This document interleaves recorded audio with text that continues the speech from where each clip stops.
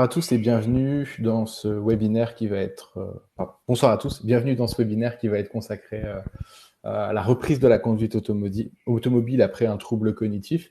Donc la question qu'on se pose un peu parfois, c'est peut-on reprendre la conduite lorsqu'on a un trouble cognitif, qu'il soit léger, modéré, à sévère, en fonction du type de pathologie qu'on vient d'avoir, trauma crânien, AVC ou autre atteinte au niveau neurologique. Donc, ce qu'on va se poser un peu aujourd'hui comme question, c'est surtout comment l'évolution de notre pratique, elle pourrait justement induire des changements dans les obligations légales pour rendre notre travail encore plus pertinent. Nous ne sommes pas avocats, nous ne sommes pas juristes, donc forcément, l'objectif n'est pas de modifier la loi à la sortie de ce webinaire, mais justement un peu de se poser des questions pertinentes vis-à-vis de la loi et de se dire comment, en restant dans un cadre légal, on pourrait améliorer notre pratique et donc nos prises en charge pour assurer le bien-être de nos patients. Alors, pour m'accompagner sur ce webinaire, je vais laisser Frédéric Ambis se présenter. Donc voilà, je m'appelle Frédéric Camby, je suis juriste, enfin économiste, mais c'est vrai que ma formation de base c'est le droit. J'ai un historique dans le monde des affaires, particulièrement le droit des assurances. J'ai quand même regardé d'assez près. On va parler de ça. Et, euh, et effectivement, j'ai déjà monté une boîte qui s'appelle enfin, je vais pas faire de pub ici, mais une société dans la réalité virtuelle, plutôt dans le monde du loisir, la conduite automobile. Et donc, on a eu l'occasion de voir, tiens, sur simulateur, qu'est-ce que ça donne, donc de tester en temps réel, tiens, qu'est-ce que ça donne avec des personnes qui ont eu des AVC, tout simplement. Donc, je vais peut-être dresser un peu le cadre. En fait, si vous voulez, la question du droit de conduire est une question qui va intéresser la relation entre, d'une part, la personne qui a eu un AVC ou un accident cérébral quelconque, et sa compagnie d'assurance et l'État. C'est-à-dire que quelqu'un qui conduit, pour pouvoir être assuré, doit être en état de conduire. Et donc, les législations européennes, dans leur grande majorité, prévoient que quelqu'un qui... Enfin, ce n'est pas les législations, c'est les contrats d'assurance, mais aussi les législations, on y reverra. Donc, d'abord, les contrats d'assurance prévoient que si vous avez une diminution de vos facultés qui vous rendent apte à la conduite, vous devez en informer la compagnie d'assurance et lui fournir un certificat médical attestant que vous êtes bien à nouveau en mesure de conduire sans présenter un danger pour les autres et vous-même. D'accord? Donc, première chose, là, on est dans la relation entre, d'une part, le patient et d'autre part, sa compagnie d'assurance. C'est le premier niveau. D'accord? Deuxième niveau, c'est la relation entre le patient et l'État.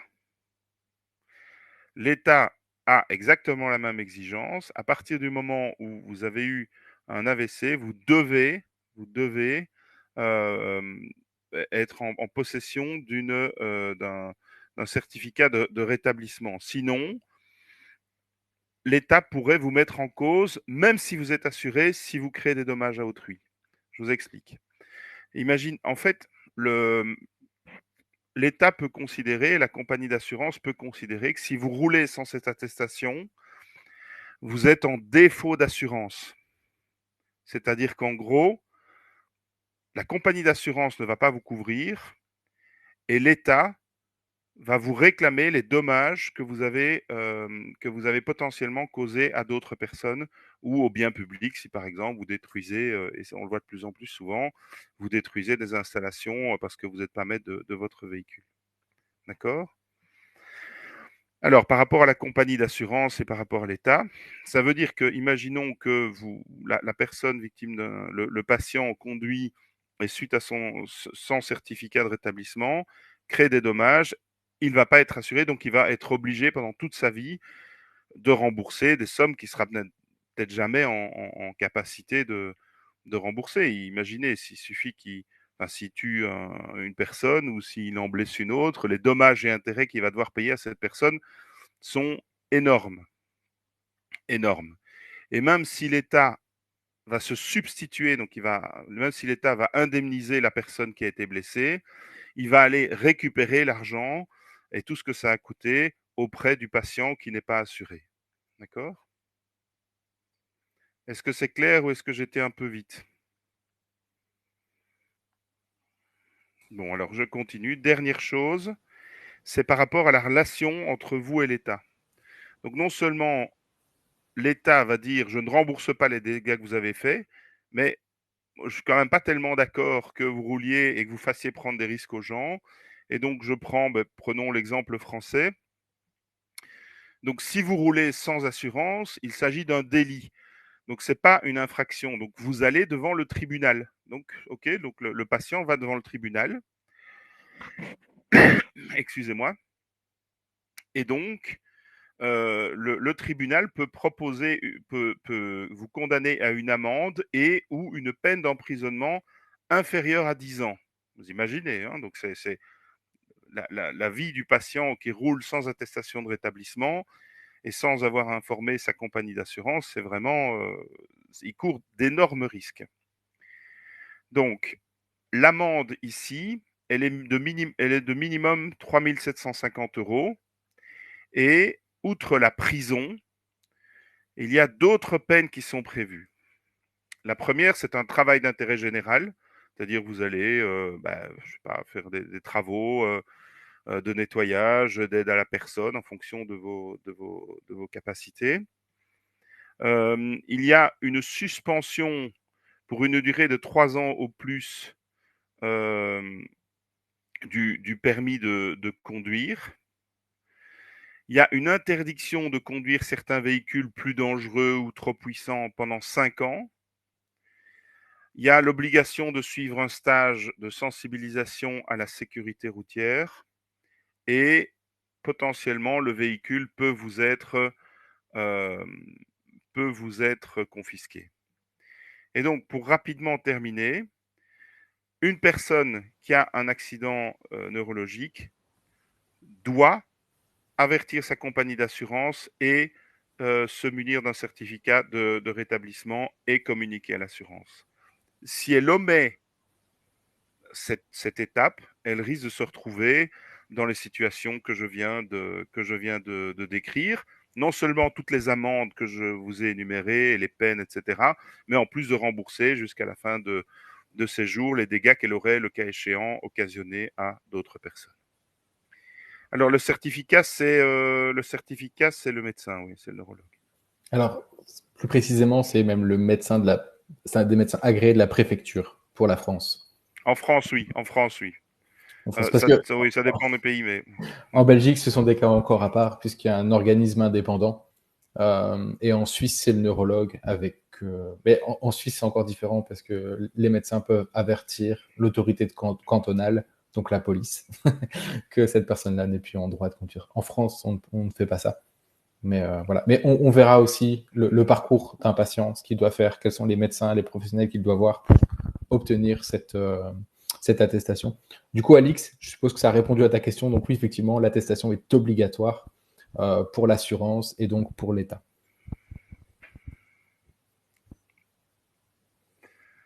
voilà. Donc, on résume, on doit se mettre en ordre si on veut éviter tout problème.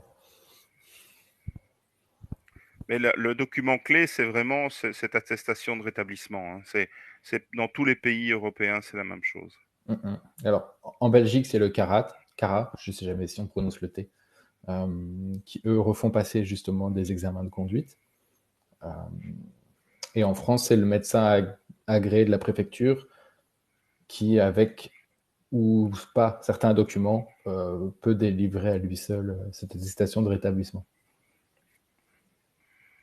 Et après, ces attestations de rétablissement, elles peuvent avoir une durée dans le temps. Ça peut être maximum pas plus de 5 ans, renouvelable. Voilà, enfin, c'est. Après, chaque cas va être un peu spécifique. Il y a des pathologies pour lesquelles il y aura aucune attestation de rétablissement qui vont être possibles. On va les voir après. Et il y a des cas où en fait les délais d'attente vont varier entre 15 jours et 1 à 3 mois. Mais ça, on verra après. Si vous avez plus de questions pour tout ce qui est vraiment juridique, légal, je vais laisser Frédéric. Oui, je me rétablis d'un Covid. Voilà, donc, mais à distance, vous ne Voilà. craignez rien. C'est pour ça que je me suis permis de le faire, mais je vais me permettre aussi de ne pas la faire trop longue ce soir parce que c'est quand même une très grosse grippe et donc je ne le souhaite à personne. Mais je suis encore disponible le temps qu'il faut pour répondre aux questions, n'hésitez pas. Si jamais après vous avez des questions a posteriori, je les poserai à Frédéric et je les mettrai dans des commentaires auxquels vous aurez accès par la suite. Mais je vous expliquerai ça un petit peu après.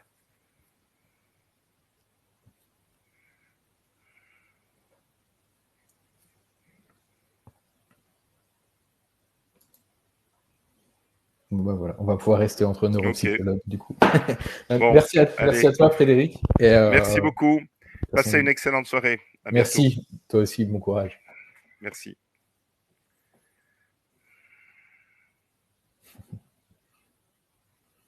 Bon, voilà. Maintenant, on va pouvoir s'atteler sur les aspects neuropsychologiques et neurologiques. Voilà, je voulais vraiment mettre un petit point sur l'aspect de la loi parce que c'est pas quelque chose qu'on a l'habitude de faire. Je ne sais pas si certains d'entre vous ont déjà été voir les textes de loi. Moi, je l'ai fait. J'ai dû le faire pour plusieurs pays en plus, donc je peux vous dire qu'il y a beaucoup de différences et que du coup, quand on travaille d'un pays, enfin, ça m'est arrivé parfois de travailler sur 2 pays différents. C'était un peu compliqué de se remémorer qui, quoi, comment, combien. Il y a des choses qui sont très très claires à ce niveau-là, mais on va en parler. Déjà, avant de parler un peu de tout ça, j'aimerais je vais me présenter. Donc moi, je suis Sébastien Sarlet, pour ceux qui ne me connaissent pas encore. Je suis neuropsychologue à Bruxelles, le fondateur de RealIT. Donc RealIT, c'est une entreprise qui développe des logiciels de réalité virtuelle pour la pratique de la neuropsychologie, mais surtout qui a pour vocation première de diffuser justement des informations sur la neuropsychologie moderne, parce que notre objectif à nous est de faire passer la neuropsychologie dans l'ère de la modernité. Donc on verra ça plus tard. Ça, aujourd'hui, on se concentre sur la conduite. Nos objectifs, c'est vraiment aussi de tout ce qui est discuter des méthodes de prise en charge, voir un peu ce qui se fait, ce qui devrait se faire, ce qui ne devrait pas se faire, par exemple.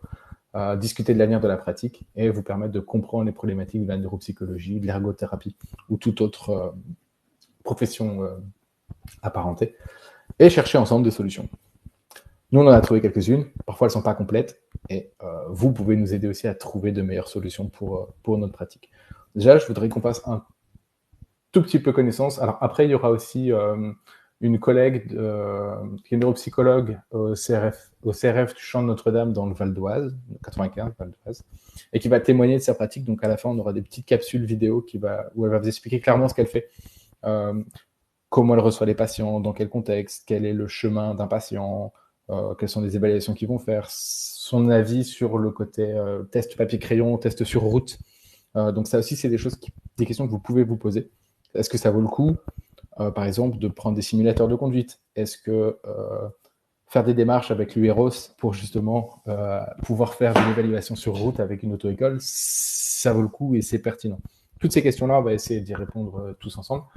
Donc l'objectif, c'est que vous me bombardiez de questions et que j'essaie d'y répondre. Ça va être un peu ça l'objectif. Donc n'hésitez vraiment pas à n'importe quelle question, il n'y a aucun problème. Donc déjà, ça tombe bien, on n'est pas beaucoup, donc ça va pouvoir aller assez vite. Qu'on fasse un tout petit peu connaissance, savoir si déjà vous êtes un peu neuropsychologue, dans quel coin vous êtes. Est-ce que vous faites de l'évaluation de la conduite? Qu'est-ce qui vous a un peu amené sur ce webinaire? Voilà, moi, ça va me permettre aussi un petit peu de voir, de pouvoir adapter aussi un peu mon discours et mon axe de présentation. Donc, je vous en prie. Présentez-vous. En quelques mots, il n'y a pas besoin de... Voilà.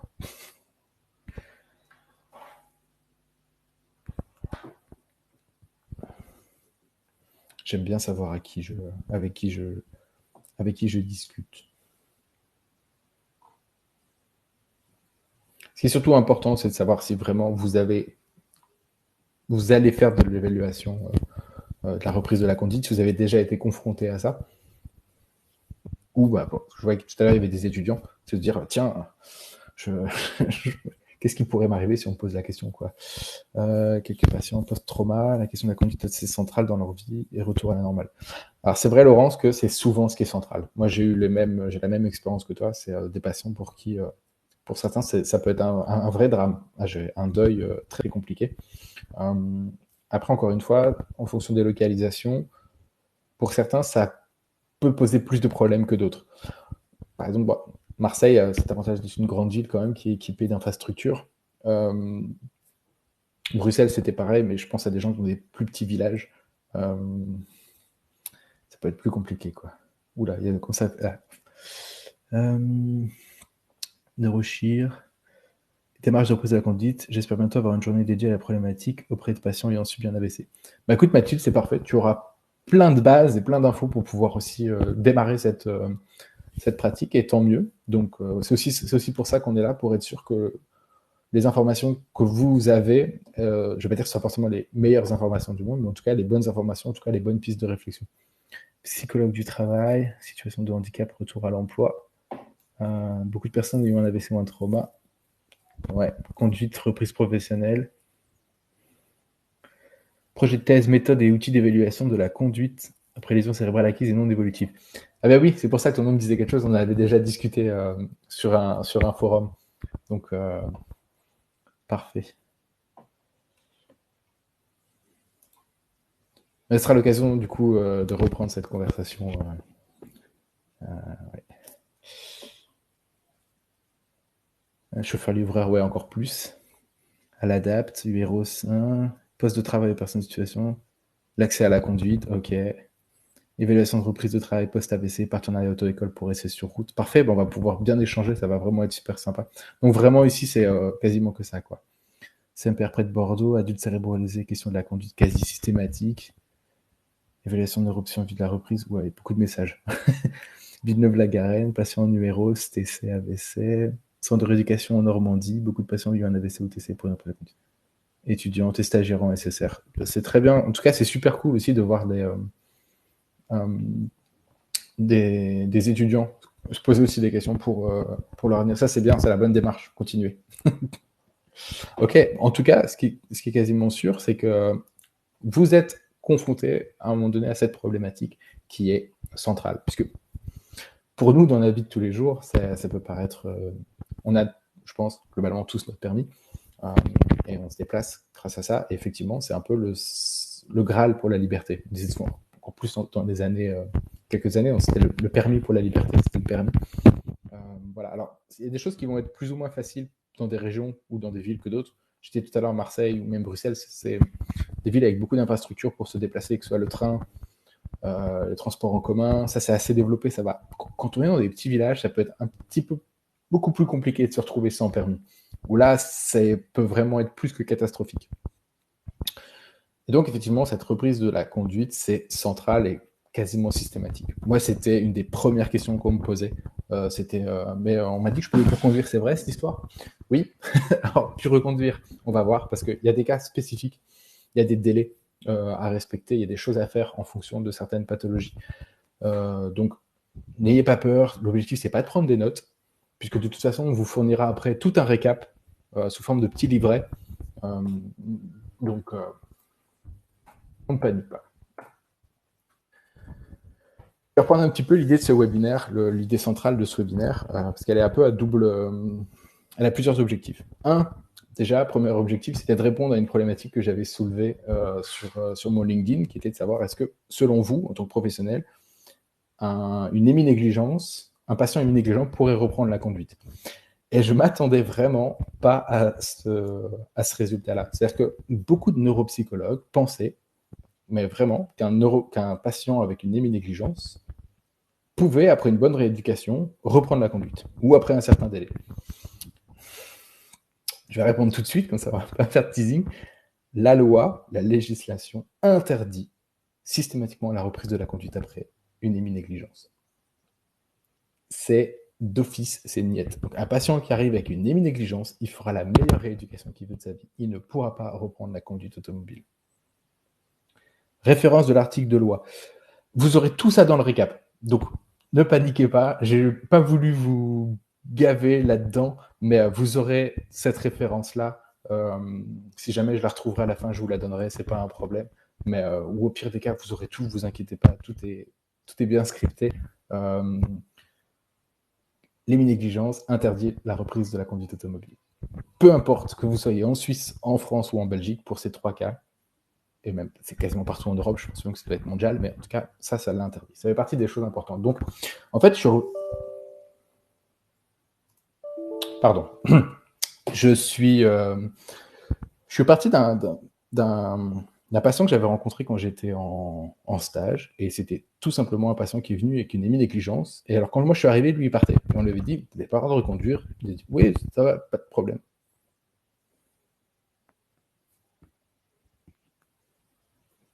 Alors non, un patient qui a une NSU ne peut pas reconduire. C'est strictement interdit.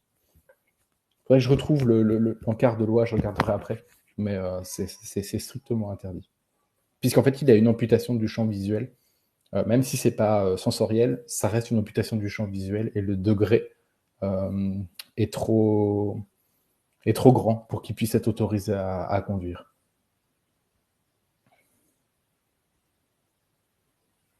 Alors, le test pour objectiver une NSU, c'est... Alors là, on va pouvoir débattre. Comment objectiver une NSU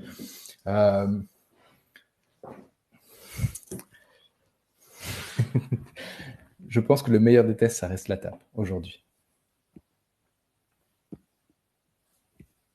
Alors, les NSU droites, c'est des cas extrêmement rares. Enfin, plus rares que des négligences. Nos gauches, ça ne fait pas partie de la même chose, quoi. Alors, orthoptiste, oui, il faut. Également, pour tout ce qui va être lecture du champ visuel. Ça, l'orthoptiste, ça va être important. En fait, c'est pour ça que je voulais faire l'historique, parce que justement, dans la problématique de CNSU, ce patient qui est parti est revenu une semaine après pour un AVP, accident de la vie publique. Il avait pris un arbre, tout simplement, à gauche, bien évidemment. Donc, je me suis dit, mais comment, à quel moment, il n'a pas compris qu'il n'avait pas le droit, que c'était pas... Qu'ils se disent, ok, je comprends pas pourquoi, je me sens bien, etc. Mais il fallait qu'on insiste aussi sur des aspects légaux, et on avait un peu de mal par rapport à ça. Et donc, effectivement, si je reprends la législation, il y a tout un... Je ne sais pas si vous voyez les cadrans au niveau visuel. Vous pouvez... Alors, je vais reprendre les questions dans l'ordre. Vous pouvez effectivement vous retrouver avec... alors, amputation du champ visuel, ça va être sensoriel. En fait, ils considèrent que la NSU, même si c'est attentionnel, le degré d'excentricité où on ne voit pas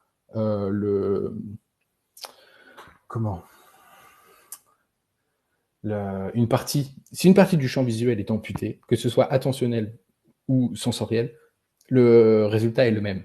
Si une voiture arrive de la gauche, que ce soit une amputation du champ visuel et une amputation du champ visuel suite à un trouble attentionnel, la voiture, vous n'allez pas la voir, quoi qu'il arrive. Même si vous faites une super rééducation, c'est dynamique, c'est trop rapide. Sur des choses statiques, on peut compenser une négligence. C'est beaucoup plus difficile en dynamique.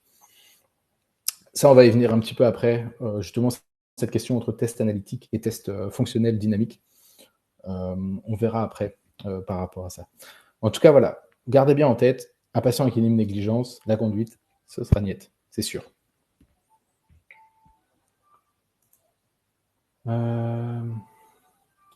Donc, on va vous préparer des fiches récap et vous aurez justement tout ça. Alors, le vélo.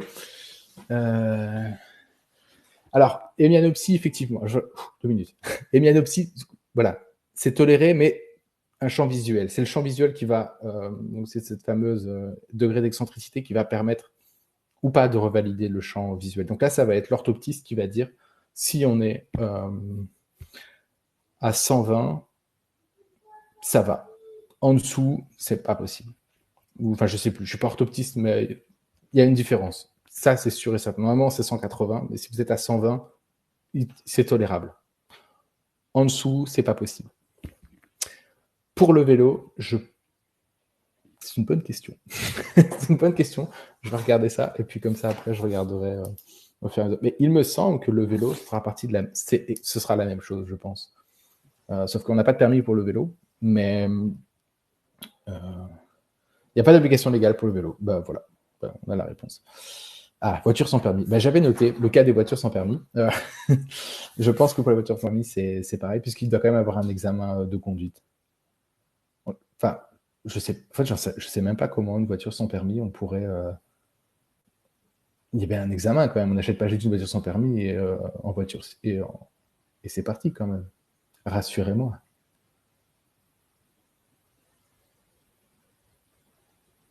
Et du coup, s'il faut le BSR, est-ce que le BSR n'est pas non plus conditionné à l'état cognitif et physique de la personne?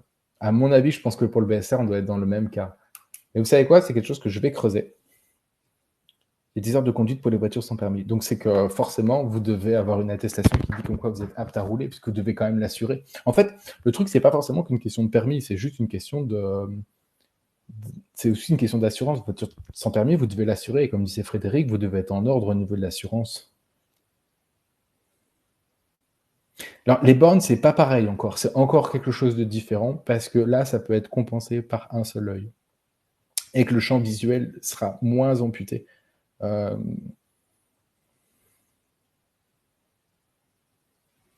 patient NSU a pu avoir une voiture sans permis. Mais du coup, la question qu'on se pose, c'est est-ce que c'est pas un peu choquant de se dire qu'un patient qui a un trouble attentionnel sévère peut se retrouver au volant?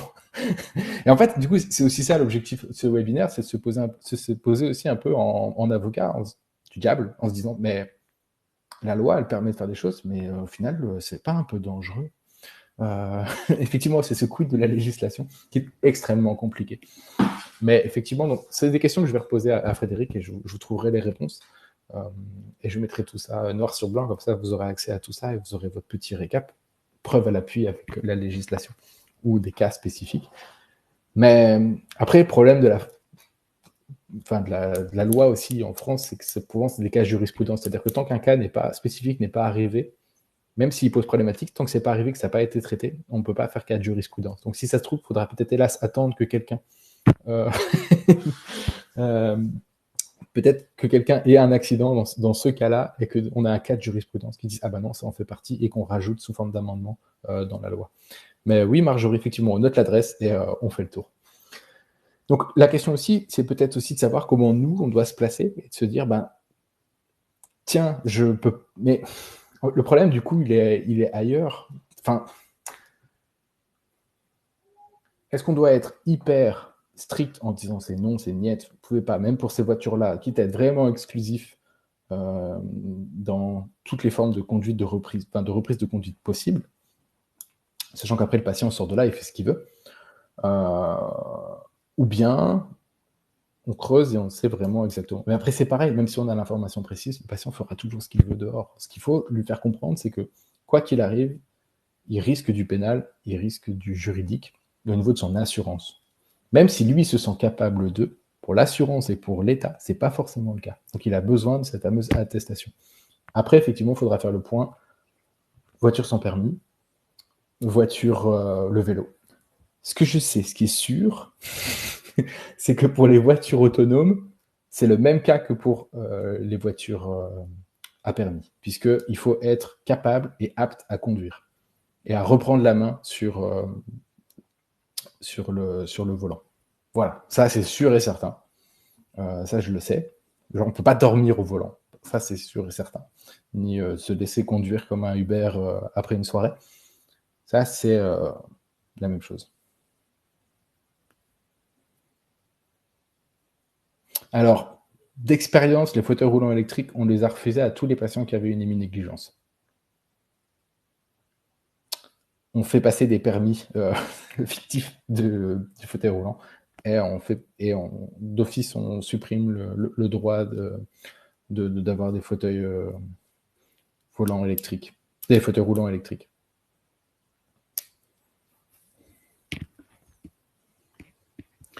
En tout cas, ça amène plein de questions, c'est super intéressant. Donc, je vais tout noter.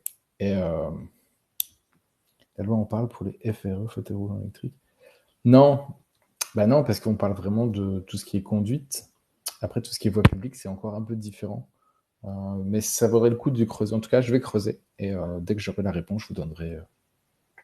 Voilà. Ah bah voilà, Mademoiselle Rosier fait aussi un bilan neuropsy spécifique pour les fauteuils roulants. Mais après, voilà, encore une fois, entre ce que nous, on va te donner comme indication et ce que le patient va faire, et ce que la loi l'oblige à faire, c'est là, en fait, le problème. C'est que nous, on va avoir des recommandations, on va dire, ben non, c'est pas conseillé, c'est pas très bon, etc. Le patient va dire, ouais, mais j'ai le droit ou j'ai pas le droit? Ben, vous avez le droit, mais c'est pas conseillé. Et après, il va prendre le droit.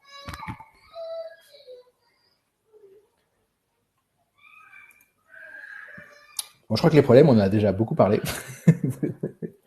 On en a déjà beaucoup parlé. Et donc, on va voir un petit peu aussi comment on va solutionner aussi ce genre de choses. Alors, dans le mauvais sens. Alors, en fait, il y a plusieurs solutions à ça. Soit, à un moment donné, la loi, elle décide d'être changée et de dire, ben, dans tous les cas, vraiment tout préciser, parce que les cas sont plus ou moins précis, mais effectivement, on se rend compte qu'aujourd'hui, les voitures sans permis, les trottinettes électriques, on n'y a pas pensé, les vélos, les fauteuils roulants électriques, toutes ces choses-là, effectivement, sont des moyens de transport. Donc, la question, c'est est-ce qu'ils tranchent en disant tous les moyens de locomotion autonomes, motorisés ou non motorisés, parce que finalement, une trottinette, le roller, c'est pareil. Soit ils décident de trancher directement là-dedans en disant, voilà, ok, tous les moyens motorisés et non motorisés de locomotion autonome ou non autonome rentrent dans ce cadre de loi, ou alors ils feront des exceptions, mais sous réserve d'eux. On peut très bien dire à un patient, bah, ok, il va pouvoir reprendre le fauteuil roulant électrique, mais chez lui, dans des rues piétonnes, ou sur des trottoirs très larges, pas le soir. Enfin, vraiment avoir des restrictions, tout un cadre, vraiment. Et c'est ça qui manque aujourd'hui à la pratique, et je pense qu'aujourd'hui, je sens votre côté un peu, oui, d'accord, mais la loi, c'est quid, c'est compliqué. Effectivement, c'est compliqué. En fait, ce qui est compliqué, c'est de savoir jusqu'où cette autorisation ou cette interdiction s'arrête. Donc c'est ça, et je pense qu'effectivement, c'est ça qui est intéressant aujourd'hui d'essayer de voir ensemble, ou en tout cas de commencer à creuser ensemble, et que moi, après, j'essaie de retrouver les réponses. Donc des solutions, il y en existerait d'un point de vue juridique, ce serait de trancher une bonne fois pour toutes. Les solutions, ce serait aussi d'en parler avec les médecins agréés, les médecins MPR, les neurologues, ceux qui vont, à un moment donné, à plus haut niveau, avoir plus de poids dans la décision au niveau juridique. Et ça aussi, ça va être intéressant. Alors, au niveau des cas, parce qu'on m'a posé plein de questions sur mais lui, il pourrait pas, etc. Donc, toute personne qui va avoir, je parlais sur le cognitif, un trouble cognitif, peu importe, hein, que ce soit de toute atteinte d'une pathologie, que ce soit une infection, que ce soit suite à quelque chose d'acquis ou de neurodéveloppemental ou dégénératif, rentre dans ce cadre-là de troubles cognitifs. AVC, trauma crânien, sclérose en plaques, une intervention chirurgicale au niveau du cerveau, qu'on fasse une résection suite à une tumeur, une infection bactérienne, un cavernome, on m'a posé la question pour le cavernome tout à l'heure, ça rentre dans ce cas-là. Alors, ça ne rentre pas dans le cadre où vous ne pouvez pas conduire, ça rentre simplement dans le cadre qu'il faut rentrer dans un processus pour obtenir ce fameux sésame, document de soins. Trouble cognitif post-Covid. Je pense qu'hélas, on n'a pas assez de recul par rapport à ça. Maintenant, moi, je le ferai.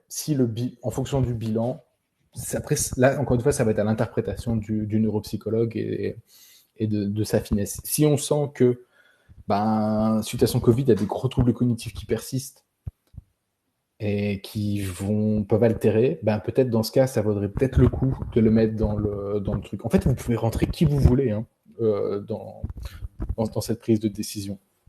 La loi ne va pas vous dire, cette personne-là non, celle-là oui. Celle-là oui, certaines oui, mais en tout cas, elle ne va pas vous dire, non, celle-là, vous pouvez l'exclure. À partir du moment où vous estimez que la personne elle a un trouble cognitif, qu'elle a des séquelles, qui sont des séquelles, vous devez faire un bilan pluridisciplinaire et pluriprofessionnel, et ensuite vous devez l'envoyer. Alors, développementaux, oui, je vais y venir, je vais faire une petite parenthèse. Donc, encéphalopathie post-Covid, troubles cognitifs liés au Covid, effectivement. Alors, pour les troubles neurodéveloppementaux, effectivement, pardon, je les ai mis dedans, j'aurais pas dû les mettre. Effectivement, si les troubles apparaissent avant la reprise du permis qui a compensé. S'il passe le permis et qu'il le réussit, c'est qu'il est apte. C'est si jamais il y a une modification. Épileptique, c'est des cas. Alors, l'épilepsie, c'est des cas hyper spécifiques parce que ça dépend du type d'épilepsie et il faut qu'il y ait pas de crise pendant 6 mois. L'épilepsie, c'est vraiment hyper spécifique. Je crois que j'en parle après. J'ai un gros doute. Je check. Ah non, j'ai coupé dedans. Je vais regarder après. Mais je vais l'avoir sous les yeux. C'est pas un problème. Donc, sclérose en plaques. Dès qu'il y a une poussée, par exemple, ou modification, ça va nécessiter une nouvelle évaluation et donc de repasser par ce chemin-là. Donc voilà, apparaissant après l'obtention du permis, tout ça, ça sous-entend que les troubles neurodéveloppementaux sont différents. 1 an sans crise a priori. Ouais, en fait, des fois, je mixe un peu entre la France et la Belgique, donc c'est possible qu'il y ait une toute petite différence. Je vais vous trouver ça vite fait. Je vais l'avoir, hein, vous inquiétez pas. Hop là, que je retrouve ma souris. Elle est ici. Je te tiens. Alors, si je prends ici épilepsie. L'évaluation de l'aptitude à conduire chez des personnes atteintes de maladies caractérisées par des crises doit être confiée à un neurologue. La situation rencontrée par le médecin de premier recours est une première crise ou une suspicion de crise d'épilepsie. Dans ce cas, l'aptitude doit être suspendue au minimum jusqu'à la fin des examens diagnostiques et il faut rechercher des facteurs déclenchants. Privation d'alcool ou de sommeil à l'anamnèse. Typiquement, il y a des gens, quand le soleil se couche, sont plus enclins à faire des épilepsies. Après une première crise non provoquée, un examen neurologique normal, une interdiction de conduite d'une durée de 6 mois est nécessaire. En cas de crise provoquée, l'interdiction est de 2 mois. Si le diagnostic d'épilepsie active est posé, de crise tonico-clonique non provoquée, le patient est considéré comme inapte à la conduire pendant 1 an après la dernière crise. Ça, c'est pour la Suisse.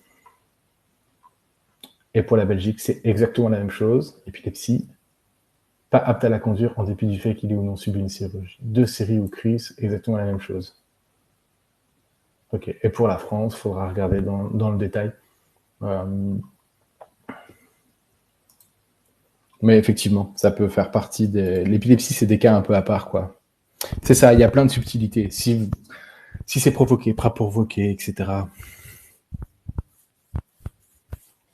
Mais voilà, du coup, ça veut dire qu'en fait, cette personne-là, elle a simplement encore moins le droit de consommer de l'alcool qu'une autre. C'est-à-dire qu'en fait, au sein même de certaines pathologies, vous allez avoir des exceptions, ce qui rend encore la législation encore plus compliquée. Vraiment, c'est pour ça qu'on va vous faire ce fameux petit document, comme ça, vous aurez tout sous les yeux en disant tiens, ah ouais, ça c'est cool. Et en fait, vous allez pouvoir prendre un peu votre décision. Bah, tiens, mon patient, qu'est-ce qu'il a comme pathologie? Il a ça. Qu'est-ce que ça implique pour lui? Quel est le chemin que je vais faire avec ça? Alors, par exemple, pour le cas belge, si on reprend un peu tous les cas, ici, le candidat dont les capacités fonctionnelles, sensorielles, cognitives ou locomotrices sont atteintes suite à une intervention chirurgicale en raison d'une affection intracrânienne ou qui a présenté un accident vasculaire cérébral peut être déclaré apte à la conduite au plus tôt 6 mois après l'apparition du trouble fonctionnel. En France, on serait plutôt sur du 3 mois. Le candidat présentant un accident ischémique transitoire sans trouble fonctionnel peut être déclaré apte à la conduire par un neurologue. Donc, il faut qu'il arrive la validation d'un neurologue. Celui-ci détermine également la durée et la validité. Par exemple, le candidat atteint d'une affection évolutive influençant les capacités fonctionnelles à conduire un véhicule à moteur en toute sécurité est soumis à un examen régulier. La durée de validité ne peut excéder 5 ans jusqu'à l'âge de 50 ans et 3 ans à partir de cet âge. Après, il faut bien qu'on s'entende. Techniquement, ce n'est pas à vous de donner ces informations-là au patient. Vous pouvez être amené à lui en parler si jamais il le souhaite, mais normalement, la personne qui est censée le faire, c'est ou le médecin, ou même l'assistante sociale à ce moment-là, ou quand il va directement voir le médecin agréé par la préfecture. Normalement, ils sont censés le faire. Après, bien évidemment, on est bien d'accord que dans le parcours de soins, parfois, les patients arrivent chez nous, ils sont un peu perdus, ils ne savent pas, et je comprends que vous ayez ce besoin de leur répondre très clairement. Maintenant, rien ne vous empêche d'avoir la réponse tout de suite et de dire, écoutez, voilà, je vais faire des recherches, je vais regarder. Et voilà. Moi, je vais simplement vous dire, essayer de déblayer un tout petit peu ça et vous donner les pistes pour que vous puissiez trouver les bonnes réponses au bon endroit. Quelle loi prendre, etc.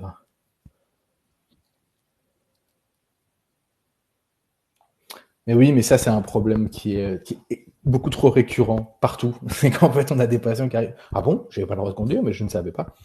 Et parce que soit on a zappé, on a dit qu'on le fera plus tard, ou le médecin s'est dit. Voilà. Après, le problème aussi, c'est que nul n'est censé ignorer la loi.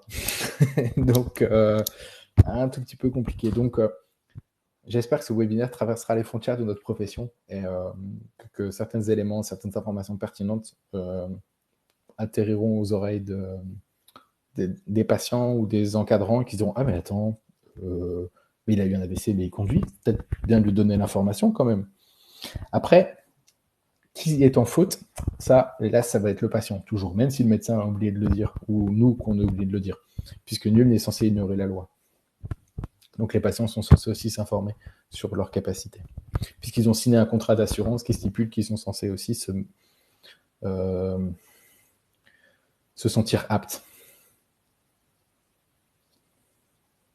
Ouais, alors, si ça traverse les frontières, tant mieux. Donc, s'il y a des médecins MPR, des neurologues, je vais essayer, une fois que le webinaire sera terminé, de leur transmettre l'information au fur et à mesure. Mais voilà, on va essayer de faire ces trucs-là. Donc, si les plaquettes, après, vous plaisent, n'hésitez pas à transmettre à vos médecins, à vos chefs de service, à vos patients. Et, voilà. Mais de toute façon, voilà, éduquez vos médecins. Mais oui, mais en même temps, c'est parce que peut-être aussi qu'en amont, ils n'ont pas eu toutes les infos. Je ne pense pas qu'ils aient, dans leur cursus d'apprentissage médical, ces informations-là. Je veux dire, nous, finalement, on ne les a pas non plus, alors qu'on devrait quand même, un minimum, les connaître. Donc, moi, je me rappelle de mes cours d'éthique à la fac. Et, enfin, je me rappelle avoir arrêté. Tout ce qui avait été contenu dedans, après, ça avait été passé, voilà. Rassurez-vous, je suis éthique et déontologique. C'est juste que tous les aspects juridiques, c'était extrêmement indigeste. Mais voilà, c'est aussi pour ça l'objectif de dire, allez, on reprend un peu les bases aujourd'hui. Donc, voilà, donc si vous trouvez des informations qui sont pertinentes et intéressantes, ce sera l'occasion de les transmettre et au moins tout le monde a la même base. De toute façon, après, vous verrez dans le reportage, dans l'interview que j'ai fait de votre collègue, elle en parle aussi un petit peu de ce côté aussi un peu, d'uniformisation de l'information. Ça, c'est extrêmement important. Alors après, eux, ils se sont un peu spécialisés là-dedans. Donc forcément, le médecin est quand même hyper bien informé. Donc voilà. Alors.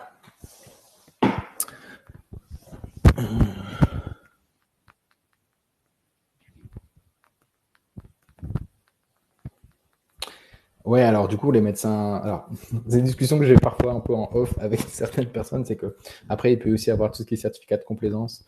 Mais voilà, ça, après, il faut simplement que nous, notre boulot soit fait, qu'on informe le patient, qu'on lui dise ce qu'il risque, même si c'est pas à nous de le faire, au moins qu'on peut le faire, ce qu'il risque et ce qu'il doit faire pour pouvoir ne rien risquer d'un point de vue légal et juridique. Donc c'est ce qu'on va voir un petit peu. Qu'est-ce que nous, on doit faire? Au-delà simplement de la transmission des informations, on a quand même un bilan à faire, on a une évaluation. Mais le handicap invisible, hélas, c'est un problème qui est récurrent, même si on sent que l'État se bat de plus en plus pour essayer de faire valoir, je ne vais pas dire la reconnaissance du handicap, il existe, c'est juste que ce côté un peu aussi à première vue. Mais ça en fait partie, bien évidemment, de tout le spectre du handicap invisible.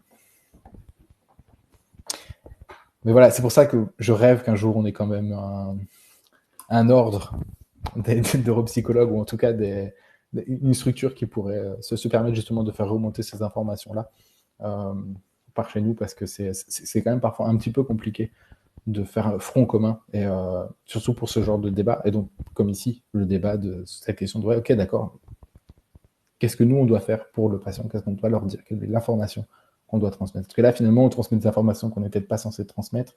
Et voilà. Ah, donc les jeunes patients qui seraient en train de le passer. Moi, je pense très sincèrement, il faut leur faire la procédure jusqu'au bout. Donc ça, il n'y a aucun problème. Franchement, vaut mieux, si vraiment vous pensez qu'ils ne vont pas y arriver parce qu'il y a un trouble cognitif, etc., vous leur dites clairement les choses, et et point, quitte à ce qu'ils aillent voir le médecin, le neurologue pour avoir la confirmation agréée, peu importe. Voilà. Mais moi, je pense que ça rentre quand même dans le cadre parce que d'un point de vue de l'assurance, en même temps, s'ils y arrivent, c'est qu'ils sont aptes. C'est ça qui est un peu compliqué aussi, c'est de se dire, bah, s'il y arrive, c'est qu'il est apte. Donc, techniquement, ça veut dire que notre évaluation, si elle l'a rendu apte, c'est que c'est tout bon, c'est que c'est bien corrélé. Mais moi, je pense très sincèrement qu'il faut faire la démarche jusqu'au bout.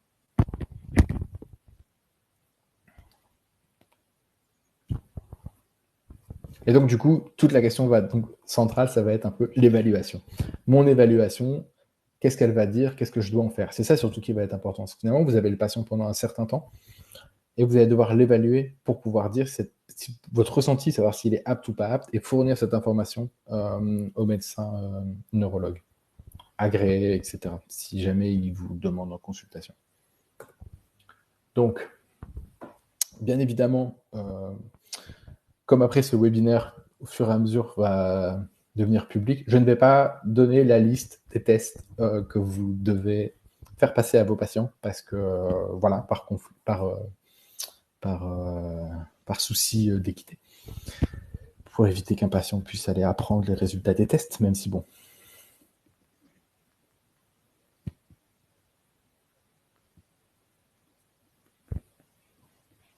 Ben voilà, on a une réponse. C'est bien que tout le monde puisse répondre à plusieurs choses, je trouve ça pas mal, c'est enrichissant, c'est cool. Donc voilà, mais c'est pour ça que du coup les évaluations sont centrales. Donc je vais pas faire la liste des tests parce que c'est pas le but. De toute façon, dans le document, vous aurez un lien qui va vous permettre d'aller voir quel type de test vous devez faire.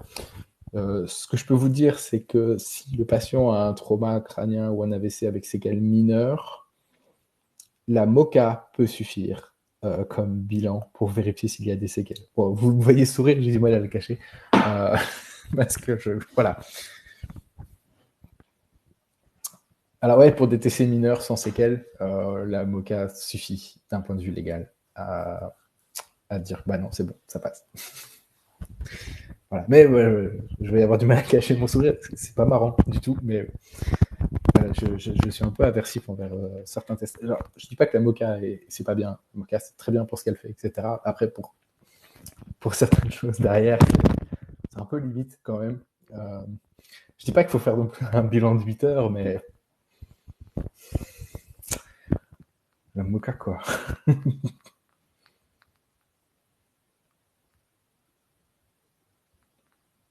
Mais en fait, ça va demander une. Je parle des mineurs, des AVC mineurs. Je parle pas des gros avec séquelles. Hein. Je parle vraiment de ceux qui ont fait un petit AVC, un AIT. Une MOCA peut suffire. C'est ça que je sous-entends. Après, bien évidemment, quand on a des plus gros troubles ou qu'il y a des séquelles, il faut aller bien au-delà. La MOCA ne suffira pas. On est tout à fait d'accord. Il n'y a aucun problème avec ça. Mais le minimum, c'est la MOCA. Et donc, du coup, la question qu'on peut se poser, justement, pour faire le lien avec la MOCA, c'est le côté un peu analytique ou fonctionnel. Savoir est-ce que finalement, je fais de l'analyse. Ouais, c'est pas sensible, mais hélas, c'est comme ça. Voilà.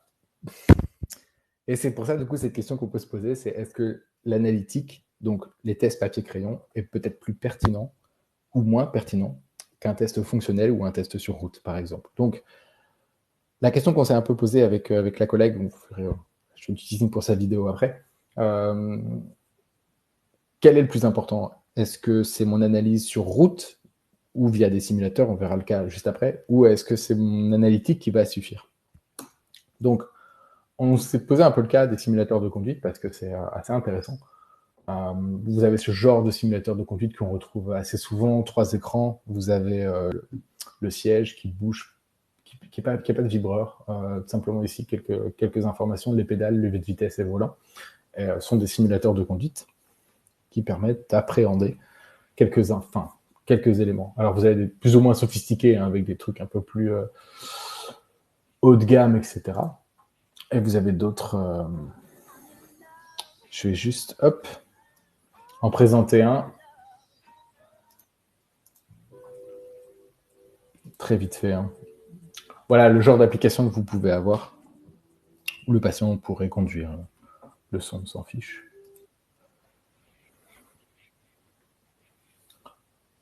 Bon, il y a quand même pas mal d'avantages sur certains simulateurs, c'est que là on est passé sur un environnement ville à un environnement campagne. Autoroute. Donc du coup c'est bien, ça permet de faire varier aussi un peu les situations et de voir un peu comment le patient se débrouille, sachant que tout est enregistré, etc. Là on parle de simulateurs assez haut de gamme hein, quand même. Conduite de nuit. Après on peut se poser la question réaliste, pas réaliste, hein, mais ça c'est pardon, réalisme ou pas réalisme ou pas réalisme, mais en tout cas voilà, ça, moi je trouve que ça fait le job. Après le problème ça va être l'immersion, ça va être un peu différent, conduite par temps de pluie. Donc ça aussi ça va être intéressant de pouvoir avoir ce genre de choses. L'avantage c'est que le patient est totalement safe, il peut cracher la voiture, c'est pas un problème. Voilà, par brouillard, ça c'est des choses qui sont assez intéressantes qu'on voit très peu euh, dans des simulateurs. Mais là on est sur du haut de gamme. Hein. J'ai pas le prix parce que c'est vraiment du haut de gamme, mais pour vous dire à quel point on peut avoir des choses qui peuvent être assez intéressantes. Après, toutes les scores de performance, etc., ça, c'est des choses qui peuvent être assez, assez intéressantes. Donc, donc voilà. Je ne sais pas si quelqu'un a déjà celui-là, l'a déjà testé ou quoi que ce soit, mais. Alors, pour la prise de conscience des patients, alors oui et non. Et justement, je crois que dans la vidéo, je pense que j'ai laissé cet extrait. Mais de toute façon, la personne pourra peut-être y répondre aussi. C'est que nos patients, c'est parfois, ils sont pas toujours de bonne foi. S'ils n'y arrivent pas, c'est à cause du simulateur. Voilà, c'est pas de ma faute, c'est le simulateur, mais parce que la voiture, c'est pas comme ça. Mettez-moi une vraie voiture, je vais y arriver. Ouais, je veux bien. Il y a des limites, mais voilà, c'est parfois un peu compliqué, quoi. Ah bah ouais, c'est ça un peu qui est gênant. C'est que c'est à cause du simulateur. Ouais, mais c'est un jeu. Euh, c'est pas la même chose. Mettez-moi sur une vraie voiture et vous verrez la différence. Bah non, je vais pas. Vous venez de vous cracher violemment. Je vais pas monter avec vous derrière. Donc, voilà. En tout cas, le simulateur effectivement permettrait peut-être dans certains cas de lever un peu la nosognosie. Peut-être après de débriefer un peu avec le patient, ça peut être assez intéressant. Mais effectivement, comme tu dis, Marion, c'est un problème qui est récurrent et on a toujours du mal à.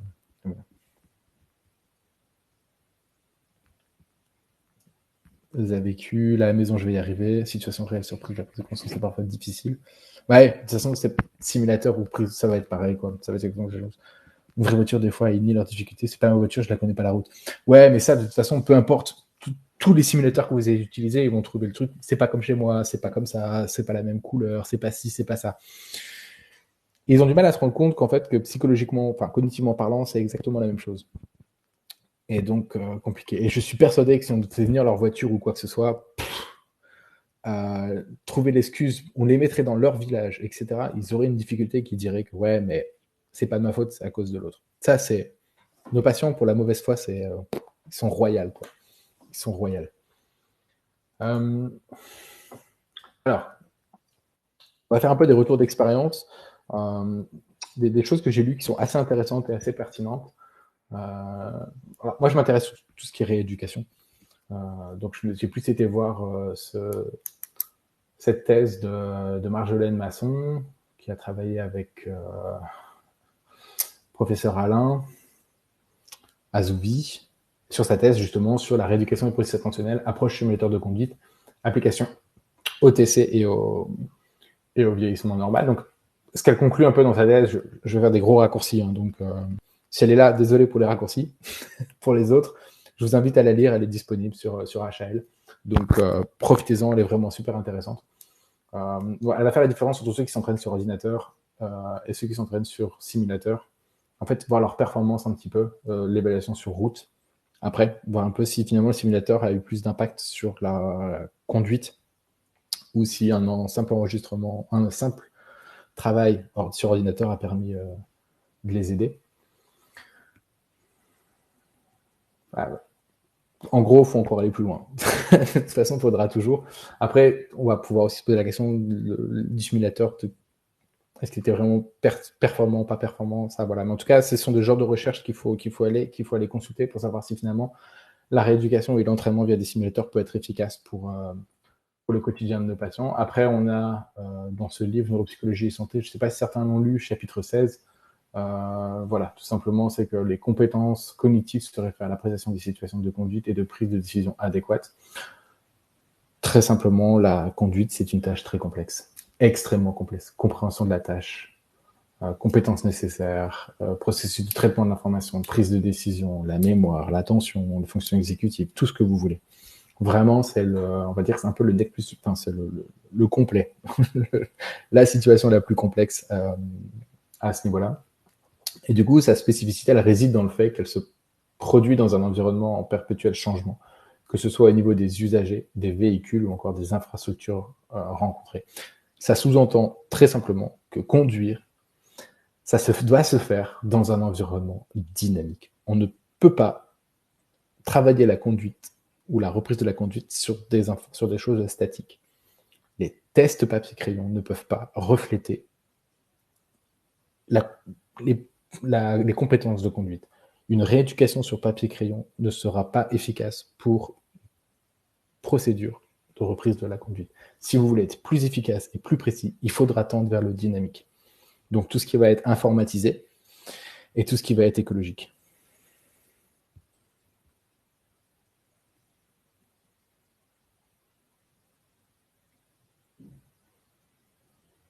Mais alors en fait, je pense qu'ils entendent par là qu'il ne faut pas de compétences d'intelligence pour conduire. Il faut simplement des processus cognitifs pertinents. Mais en fait, finalement, moi, par exemple, ma sœur qui a un handicap mental, c'est même pas la peine qu'elle se présente à un examen de conduite parce que c'est pas possible pour elle. C'est cognitivement parlant pas possible, intellectuellement parlant, apprendre le code de la route, c'est compliqué.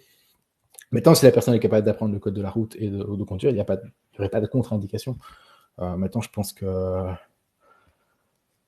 il manquait peut-être un peu de pédagogie dans cette sensibilisation à la conduite. Et je ne te juge pas, je suis beaucoup, beaucoup, beaucoup sur la route avec mon travail et on peut perdre des points très facilement et très bêtement. Donc, il n'y a pas de jugement.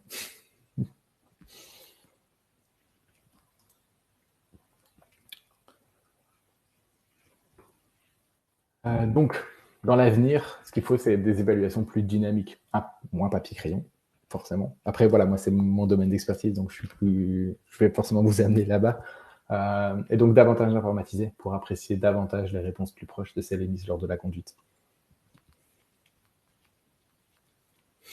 Mais ça, c'est un problème qui est aussi un problème sociétal, c'est à savoir que à chaque fois qu'une personne âgée prend le volant et qu'elle renverse quelqu'un, on se pose la question de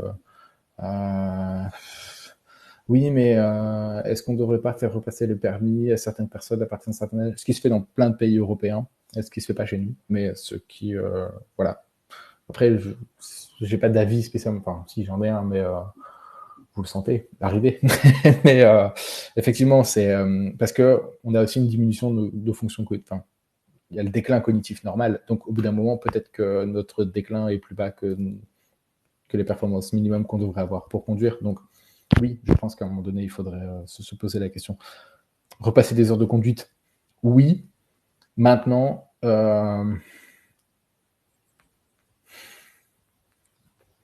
ouais, dans quel objectif, quoi. Pour les personnes âgées, c'est aussi, voilà, peut-être passer sur des véhicules moins puissants. Bon. Ouais, j'ai l'impression que vous avez vous avez vécu des choses traumatisantes sur la route. Ouais, mais effectivement, ouais, des papiers à contresens sur l'autoroute, ça peut arriver à tout le monde. Hein. Donc, si ma mère regarde, je ne veux pas donner sa mésaventure, mais effectivement, ça peut même arriver à des personnes qui n'ont pas 80 ans. Mais, hein, maman. Oui, c'est des erreurs d'inattention, mais effectivement. Comment se passe l'évaluation de la limite? Quelle limite?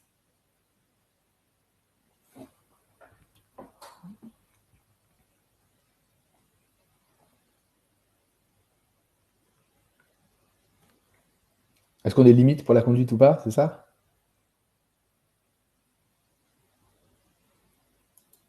Ah, alors,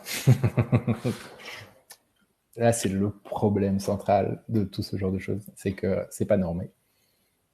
Ce ne sont pas des exercices, enfin, les simulateurs de conduite actuels ne sont pas normés. Vous n'avez pas de norme qui va dire, ben, il faudrait, en fait, ce serait l'idéal. Et c'est là qu'on arrive sur la finesse clinique et votre ressenti. C'est là-dessus que vous, en tant que professionnel, vous devez être capable de faire un peu la différence aussi, quoi. Un test va vous donner, effectivement, c'est pato, c'est pas pato. Mais là, on parle de comportement cognitif. Vous devez savoir appréhender la conduite, qu'est-ce que c'est. Et s'il est en échec à un endroit précis, qu'est-ce que ça signifie au niveau des fonctions cognitives? Est-ce qu'il est en échec parce que c'est normal qu'il soit en échec? Ou c'est pas normal qu'ils soient en échec? C'est aussi ça, l'avantage du simulateur de conduite, c'est que vous allez pouvoir faire du fonctionnel. Et peut-être qu'il aurait été en échec en papier-crayon, mais qu'en fait, il est capable de mettre en place des stratégies spécifiques qui peuvent marcher dans la conduite.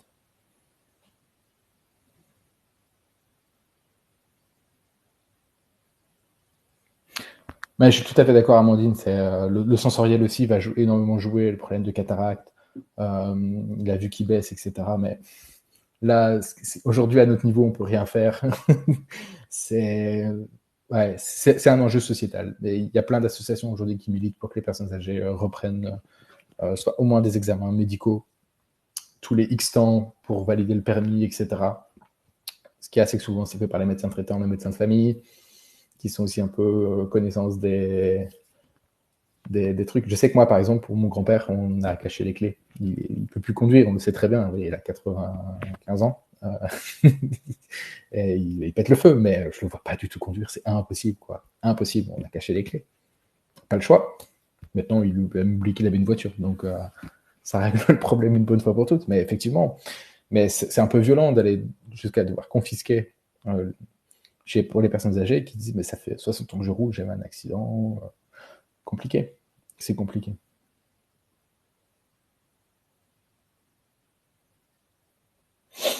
Ben, la conduite, c'est un cas très spécifique. Donc, effectivement, il y a un apprentissage. On va arriver sur le simulateur.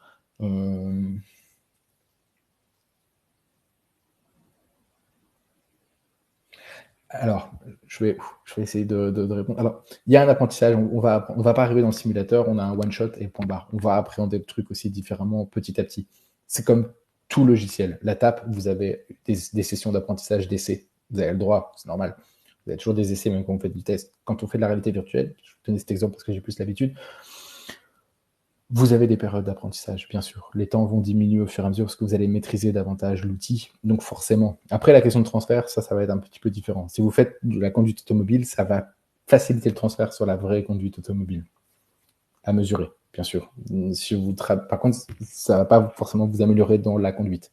Dans la cuisine, par exemple, ou dans la gestion de vos papiers. Et inversement, si vous travaillez en écologique, la lecture d'un bulletin de paye, par exemple, ça ne va pas forcément améliorer vos compétences de conduite. Donc c'est un peu plus difficile. En fait, si vous faites de l'écologie, il faut savoir que ça va se faciliter le transfert dans la même compétence, enfin, dans la même tâche écologique, dans le même environnement écologique. Ça ne va pas être transversal dans d'autres domaines. Ça va? Alors que si on fait plutôt du global, en papier-crayon, il y a plus de chances que ce soit transférable. Je dis bien plus de chances parce que c'est vraiment pas dit. Personne âgée suite à des temps de réaction. Ah oui, la conduite, c'est le temps de réaction qui va être le plus important. Dans la vie de tous les jours, qu'on mette plus de temps à faire une tâche, c'est pas gênant. Par contre, quand on met plus de temps à s'arrêter au feu rouge, là, non. Il y a des temps de réaction il y a des minimums. Après, je ne sais pas quels sont les minima, les quotas, mais c'est des choses qu'il faudrait justement mettre en place et mettre des outils justement pour ça. Et disant, bah, tiens, si le patient il réussit pas à répondre, ben voilà. Mais encore une fois, ce sont des choses qui peuvent se travailler. Donc, pato, pas pato, ça je sais pas. Est-ce que pato mais améliorable? C'est un peu la question. Donc, en tout cas, ce qu'il faut faire aujourd'hui, c'est rendre plus immersif et qualitatif les sensations de conduite et rendre les évaluations neuropsychologiques plus écologiques pour mieux rendre compte des processus de décision dans un environnement plus dynamique. Et je pense que c'est ça que vous devez aujourd'hui comprendre, c'est de vous dire qu'en fait, vos tests papier-crayon ont cette limite du statique et de l'analytique. Et vous ne pouvez pas aller faire du fonctionnel et de l'écologique avec ce genre de test. Le simulateur est une réponse plus ou moins adéquate parce qu'il manque encore plein de choses au niveau du paramétrage, etc. Et du dynamisme, parfois. Enfin, en tout cas, réalisme et réaliste. On peut jouer un peu sur les mots au niveau des simulateurs de conduite. En tout cas, ce qu'il faut aujourd'hui, c'est que quand vous faites des évaluations, même neuropsychologiques, même vos tests, pour mieux rendre compte d'un handicap pour les personnes, il faut aller vers l'écologique et vers le dynamique. Ça, il n'y a pas mieux. Après, si vous pouvez utiliser de la réalité virtuelle ou de la mise en situation, allez-y. Faites-le, il n'y a aucun problème par rapport à ça. Au contraire, c'est même mieux. Et vous pourrez mieux rendre compte des difficultés d'un patient dans un environnement dynamique. Et ça va vous donner des informations hyper pertinentes sur ses capacités à gérer un environnement encore plus dynamique, la conduite.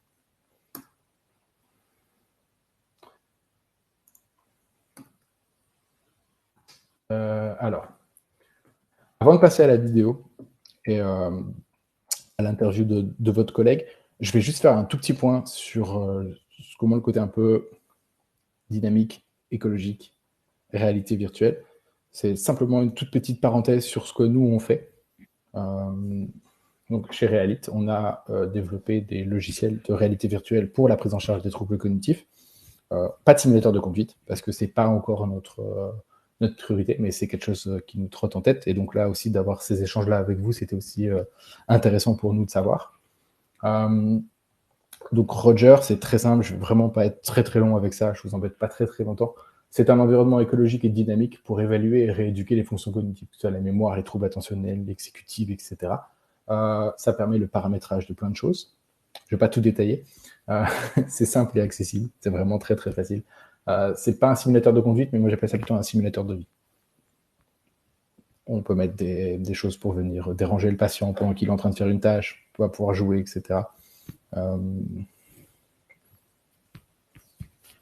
Donc ça va être assez intéressant. Si vous voulez plus d'informations, il y a deux choses que vous pouvez faire. Je crois qu'en haut, vous avez un tout petit truc qui s'appelle « Abonnez-vous ». Ça, c'est simplement la page YouTube, mais c'est pas ce qu'il y a de plus... Si vous voulez vous abonner, comme ça, vous aurez le replay de l'intervention ici, et les autres webinaires, vous aurez accès à tout. Tout le contenu vidéo qu'on fait, tout ça, c'est gratuit, c'est accessible, vous pouvez y aller. Donc, je vous invite à vous abonner, vous aurez plein d'autres webinaires de ce genre. Et il y a un autre truc que je veux voir avec vous, je vais vous mettre ça tout de suite. Pour ceux qui seraient intéressés par nos solutions, au mois de février, on a la possibilité de accueillir 5 nouveaux...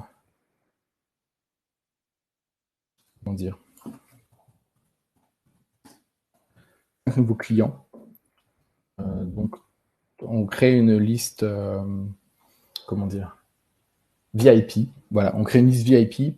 Donc, si vous êtes intéressé, je vous invite à vous y inscrire. Vous mettez votre nom, votre prénom, quelques informations et le meilleur moment auquel je peux vous rappeler, on peut discuter de ça. Donc, Roger, très simplement, une maison virtuelle dans laquelle vous vous déplacez avec une manette dans un environnement semi-immersif et vous rejouez des scènes du quotidien, comme un simulateur de conduite, mais pour les scènes de la vie quotidienne. Faire la cuisine, faire le ménage, gérer ses courses, gérer son quotidien, etc., etc. Ça va? Fin de la parenthèse. Je reprends donc, je réponds à la question de Laetitia. Les études qui montrent que les patients avec des gros troubles au bilan neuropsy, mais ont repris la conduite sans autorisation, mais n'ont eu aucun accident. Alors là, je pense qu'éthiquement parlant, c'est pas possible parce que ça voudrait dire que l'on demande à des groupes de se mettre hors la loi. Alors il faudrait faire des statistiques, mais ça va être biaisé. C'est un peu compliqué parce qu'on ne pourra pas avoir un contrôle parfait par rapport à ça. Statistiquement, j'ai envie de te dire, il va y en avoir. Il va y en avoir, et inversement, je sais pas. Franchement, j'ai cherché ces chiffres-là, mais c'était compliqué, quoi. Ouais, des retours d'expérience, sûrement. Il y en a qui vont dire, bah, moi, 10 ans sans accident. Il y en a qui vont dire, bah, moi, un mois après. Moi, j'ai eu un patient une semaine après l'accident. Et peut-être qu'il y en a d'autres qui vont passer parce que, alors, coup de bol, peut-être gros coup de bol. Et donc, voilà. Mais ça, c'est compliqué à gérer, quoi.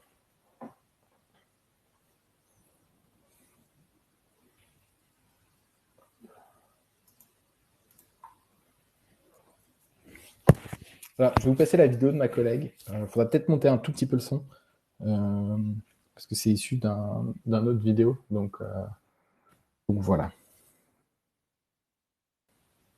Oui, après, bien sûr, ça va aussi être inhérent au patient, hein, si ses troubles sont forts, quels sont l'état de ses troubles aussi, ses capacités. Et après, ce qu'il y a, c'est que ça va aussi dépendre du facteur chance. Donc, statistiquement parlant, c'est un tout petit peu compliqué. Donc, la vidéo de la collègue, il y a peut-être des coupes qui ont été un petit peu ratées. Voilà, j'étais un peu en rush ce matin.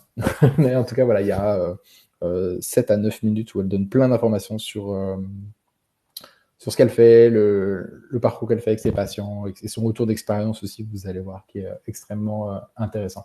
Bien, bonjour, merci à toi de participer à cette petite réunion, ce petit webinaire en live, un peu en différé. Du coup, on va se faire un entretien à deux de cette façon-là. Donc, je vais te laisser te présenter et on va expliquer après pourquoi tu réponds présent à ce webinaire.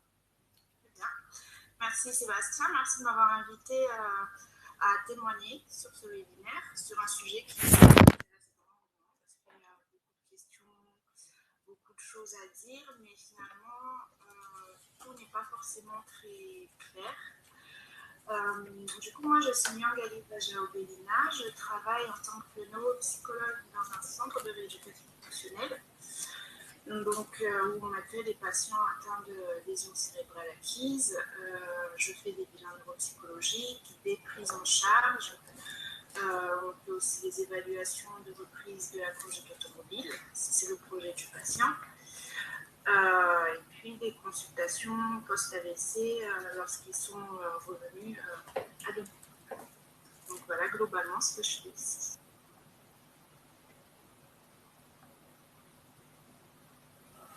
Alors moi, j'en parle directement aux patients suite à mon bilan neuropsychologique.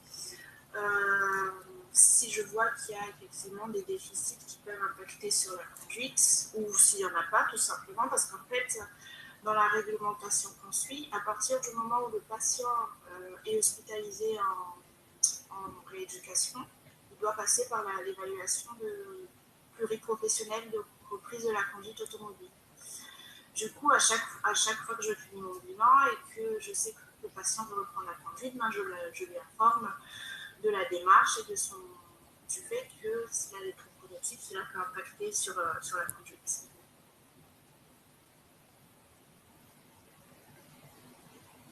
Malheureusement, c'est ça qui est ambigu dans cette réglementation, c'est qu'ils sont censés la faire, mais elle n'est pas obligatoire. Ouais. Il y a quand même un arrêté dans la loi qui stipule effectivement les différentes pathologies, les délais à attendre avant de reprendre la conduite. Et en fonction de la sévérité de la pathologie, il doit repasser par un médecin ou pas forcément. Le médecin ne l'est pas prévu. Lecture ou pas.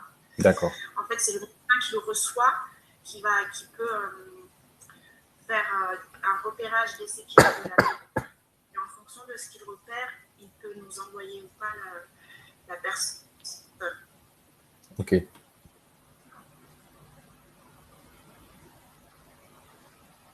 Mais dans tous les cas, dès que le patient passe par notre centre, on lui en parle et on de passer par cette démarche. Okay. Donc, on lui informe du fait qu'il va devoir passer une évaluation avec l'ergo, avec moi-même ou avec le médecin.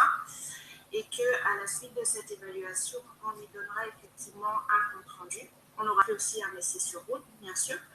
On lui donnera un compte-rendu sur toutes nos observations et après, il ira avec ce compte-rendu auprès du médecin agréé de la préfecture. Ok, d'accord. Donc...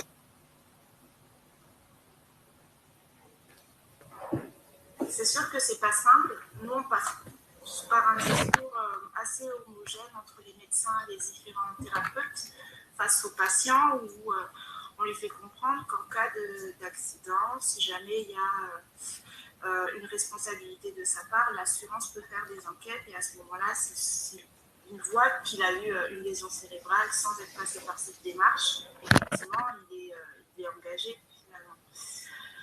Donc, on essaie d'avoir ce discours-là. Ça peut être assez violent quelque part, mais en fait, on est obligé de le confronter à ça. Finalement. Bien sûr.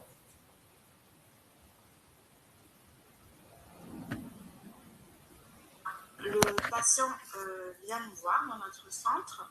Il a une première consultation avec un médecin LPR On va regarder un petit peu quel moteur cognitif s'il y en a et au niveau du champ visuel. Ensuite, il revient pour une évaluation sensorimotrice avec l'ergothérapeute et pour un bilan neuropsychologique avec moi. Il revient une dernière fois pour faire son évaluation sur route, donc avec la présence du moniteur, moi-même et l'ergothérapeute dans la voiture. Ensuite, après tout ça, donc on fait le compte rendu, on fait une synthèse avec le médecin, on rédige le compte rendu et on envoie le compte rendu par courrier au patient. Si en tout cas l'avis est favorable, enfin nos observations sont favorables, dans la mesure où les observations ne sont pas favorables parce que peut-être qu'il y a une contre-indication au bilan neuropsychologique qui serait l'héminégligence, la NSU, ou au niveau du champ visuel, il y aurait une amputation, ce qui est aussi une contre-indication à la reprise de la conduite. Ou alors, si l'essai sur route n'a vraiment pas été concluant, dans ce cas-là, on envoie un courrier au patient pour lui expliquer ses points et pour lui proposer des préconisations. Reprendre une réhabilitation cognitive, reprendre des heures de conduite ou reprendre des entraînements sur simulateur. Enfin, essayer de discuter de tout ça un peu tous ensemble.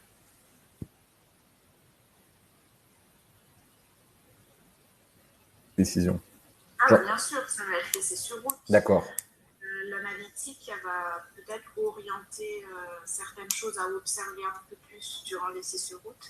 Mais dans tous les cas, ça va être cette situation-là qu'on va prendre en compte. Parce que j'ai déjà eu des cas où il n'y a pas eu de NSU au bilan, mais alors quand on a fait l'essai sur route, le patient clairement avait cette NSU à ce moment-là. Donc c'est vrai que ça peut être compliqué, mais je reste persuadée que l'essai sur route n'est pas... comment dire, que ça va être le plus important dans notre évaluation.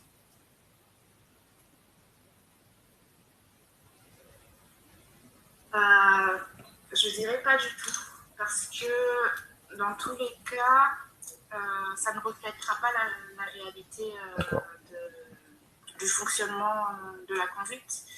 On peut, les avantages, c'est que on peut voir quels aménagements seraient possible pour le patient, par exemple au niveau du cercle volant ou de la boule au volant s'il y a besoin de mettre en place des aménagements donc, avec les ergothérapeutes.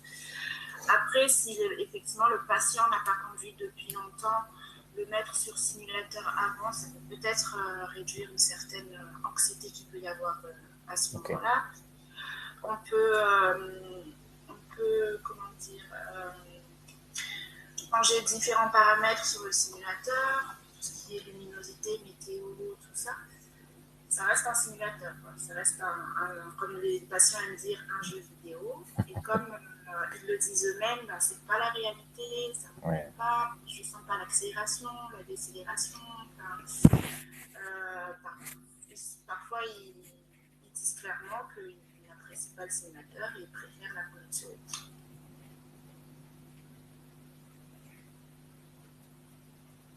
Eh bien, pour aider le patient à mieux appréhender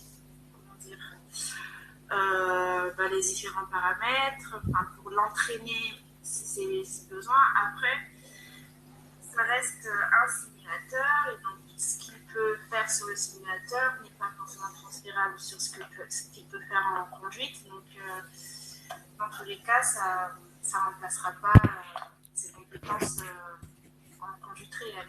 D'accord.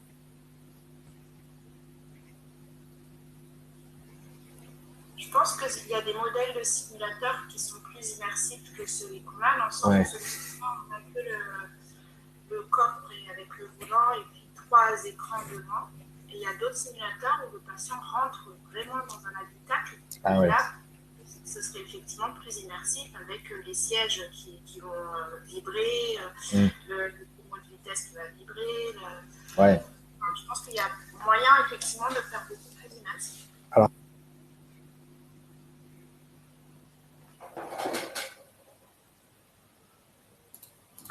dans le sens où notre rééducation mais de pouvoir proposer. Voilà. On peut rater la découpe à la fin.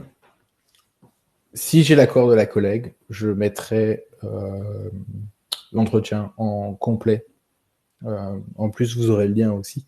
Parce que voilà, il faisait 20 minutes et il y avait des choses qui étaient un petit peu parfois qui étaient un petit peu redondantes. Donc, ouais, j'ai voulu faire un peu les choses, mais pour retranscrire, parfois un peu difficile, j'ai peur d'avoir coupé les choses, peut-être ou les nuancer. Donc, dans le doute, vous aurez l'entretien avec son accord, bien sûr, en totalité, s'il y a besoin. Je vous laisse place aux questions. Il nous reste à peu près 10 minutes. On va pouvoir reprendre et clôturer. Moi, je pense qu'il est indispensable. Pour l'avoir fait, il est clairement indispensable parce que... alors, là où j'étais, c'était assez distinct. L'ergothérapeute gérait tout ce qui était aussi sensitif. La pression sur la pédale de frein. Il mesurait ça, en fait. Ils avaient des outils pour mesurer, donc c'était assez pertinent. Et ça permettait aussi de confronter des points de vue. Et on ne peut pas toujours tout regarder, puisque... voilà, il faut se concentrer aussi sur qu'est-ce qu'il y a dans l'environnement qui fait que le patient pourrait être perturbé, et pendant qu'il y en a d'autres qui regardent ce que le patient est en train de capter. Donc, moi, je pense que c'est mieux les deux. Après, on en rigolait en disant qu'il fallait peut-être des primes de risque aussi, mais pour moi, ce sont des choses qui doivent être faites de manière conjointe, ouais, bien sûr. Après, ensuite, discuter avec le médecin MPR, le neurologue et le reste de l'équipe, même pourquoi pas aussi la famille. Nous, je sais qu'on est déjà monté avec le fils d'un patient, parce que il voulait aussi que voilà, pour dire qu'on n'était pas de mauvaise foi.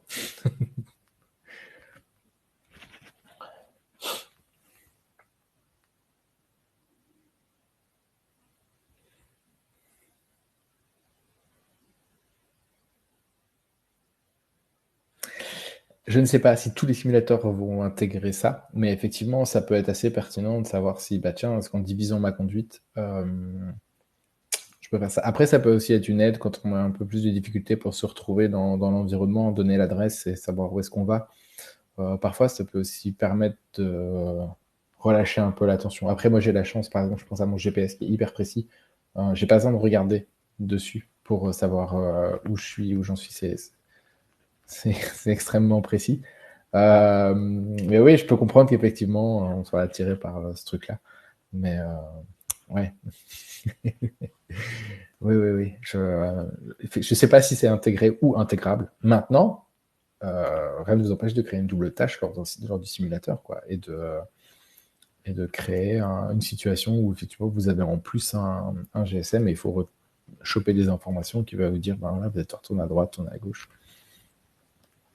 Mais je pense que ça doit être intégré dans le simulateur, sinon il n'y a pas de logique à la tâche que vous faites, quoi.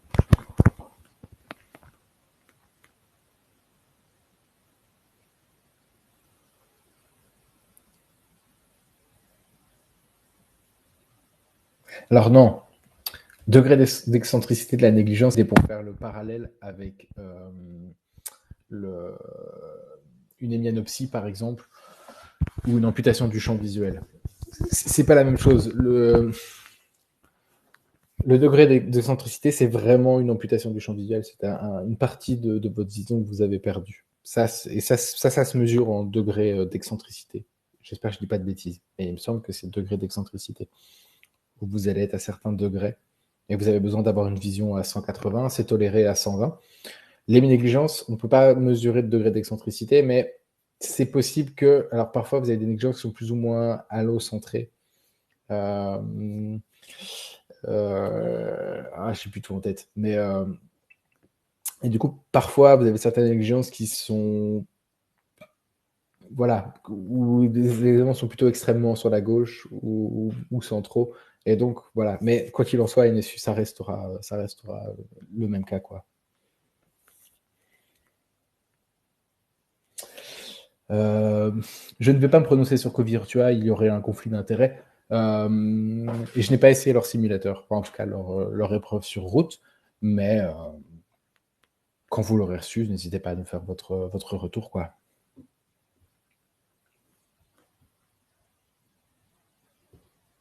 Mais en tout cas, j'espère que vous allez trouver votre bonheur avec ce genre d'outils. Moi, c'est ce que je conseille en tout cas, c'est de pouvoir utiliser des applications, alors réalité virtuelle ou pas, ou peu. C'est pour ça qu'aujourd'hui, nous, on en fait. Donc, pour ceux qui sont intéressés par ce genre d'outils, mais qui ne sont pas des simulateurs de conduite, mais des simulateurs de vie, au même titre, par exemple, que se proposent mes collègues, vous avez... Normalement, vous le voyez, le petit onglet « Inscrivez-vous » là. Donc, voilà, n'hésitez pas. Et après, on prend contact et on voit ce qu'on peut faire pour vous aider à mettre plus d'écologique et à introduire la réalité virtuelle dans votre pratique. On est là pour ça.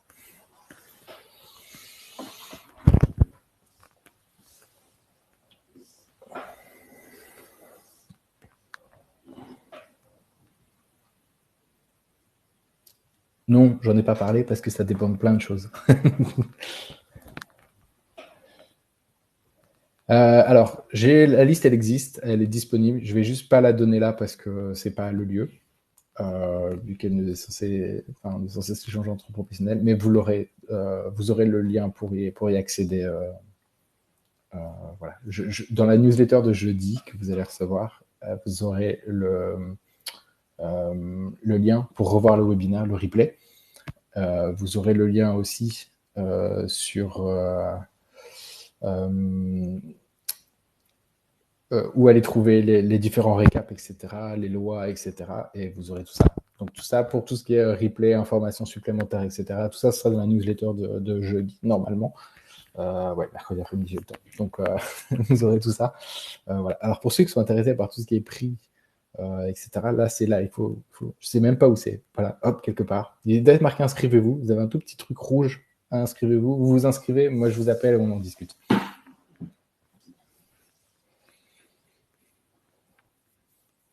Et en fait, ça dépend de plein de choses. Ça dépend de si vous êtes plusieurs à vouloir l'utiliser, si vous le voulez pendant 1 an, quels sont les exercices que vous voulez dedans, est-ce que vous voulez faire du diagnostic, de la rééducation, est-ce que vous voulez créer vous-même vos contenus. Enfin, il y a plein de choses. Il y a plein de choses qui sont à voir et ça va être compliqué. C'est pas le sujet aujourd'hui, en fait, c'est pour ça.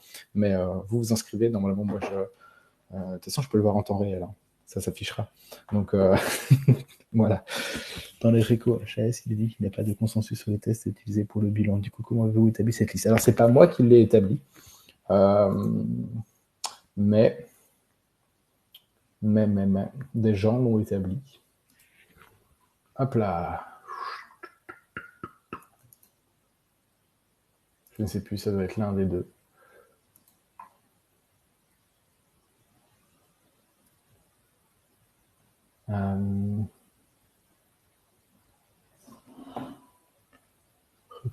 Alors, voilà. Réaliser des outils validés normés comme la TAP, attention divisée, alerte phasique, champ visuel, balayage visuel, go-no-go, test de barrage, D2, TMTA, les B, le stroop figure dorée, le Benton, VRT. Voilà, ce sont des informations. Mais ça, je pense que c'est la reco HAS, ouais. Softmare, Comet, c'est le groupe Comet, pour être plus précis. Mais qui appartient à la HAS.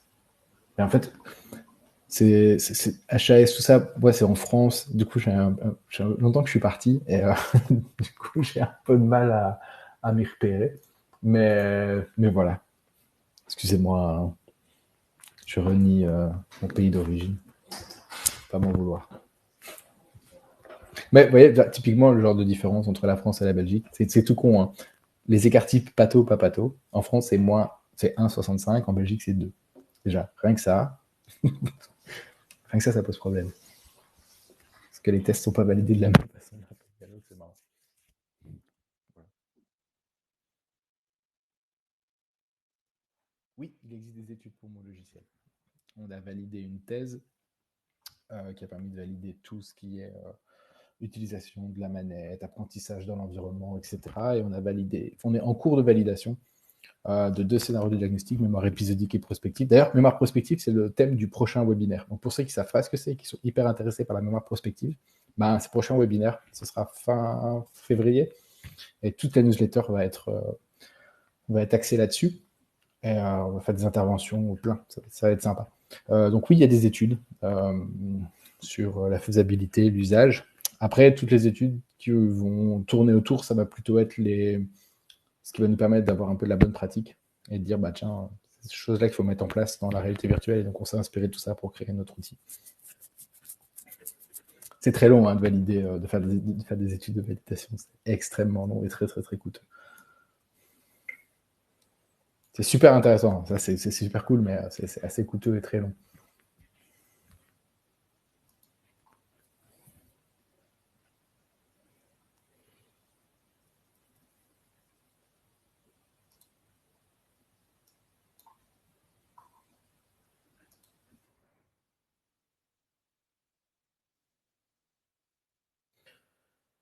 Si vous n'avez pas de questions, que vous êtes déjà inscrit à la newsletter, vous aurez tout le replay, toutes les infos en temps voulu, en temps et en heure. Si vous êtes inscrit à la chaîne YouTube, c'est encore mieux, parce que vous l'aurez même le replay avant qu'il arrive sur la newsletter, puisque je devrais le mettre demain.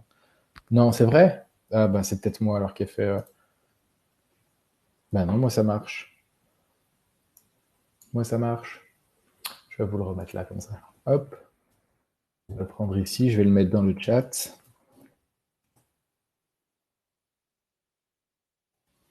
Ah bon, vous pouvez pas valider. Ça, c'est embêtant.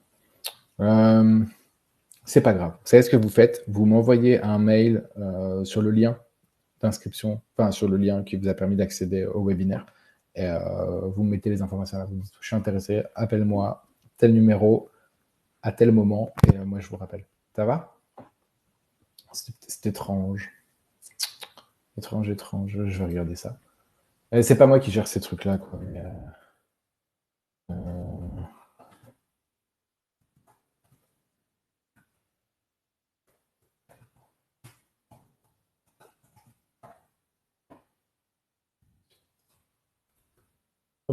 de toute façon, ça c'est mon numéro public, on s'en fiche.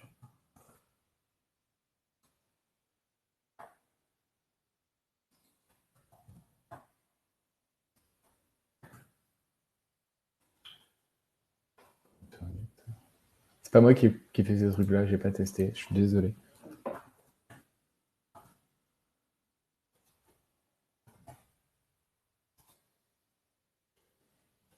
Et ouais, vous avez raison. Ça ne marche pas. Je vous croyais, hein. Non, mais... Ouais, vous prenez le lien du webinaire. Ouais, c'est la dispo. On a certainement dû bugger un petit peu sur ça. C'est le lien du webinaire. Donc, normalement, vous avez dû recevoir quelque chose qui ressemble à ça. Hop. Voilà, ici. Et normalement, vous pouvez me répondre si jamais vous n'avez pas. Je vous donne mon mail direct. C'est mes mails, vous en fichez un petit peu.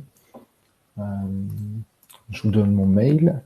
Dans le pire des cas, c'est sébastien.servet@reality.com sans majuscule. Sinon, si vous me voyez sur LinkedIn, sur Facebook, et que vous n'avez pas réussi, vous me... Oui, ça ne marche pas. Voilà, vous me donnez vos infos, le plus d'infos possible, quelque chose qui vous intéresse, et moi je vous appelle et on en discute. Ça va?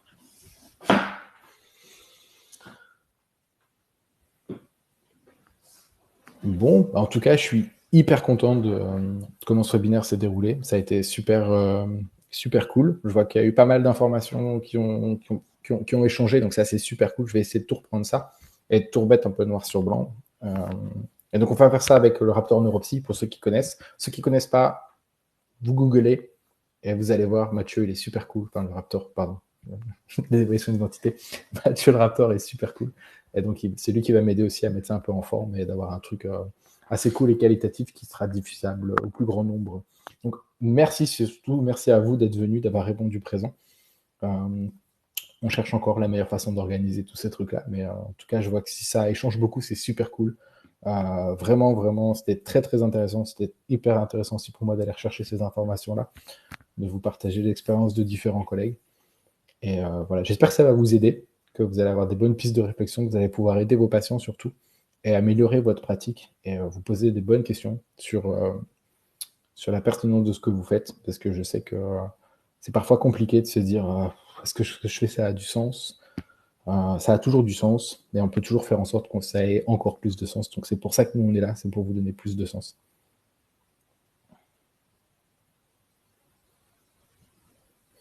Donc le replay, pour ceux qui sont abonnés sur la chaîne YouTube, ce sera, je pense, mardi après-midi.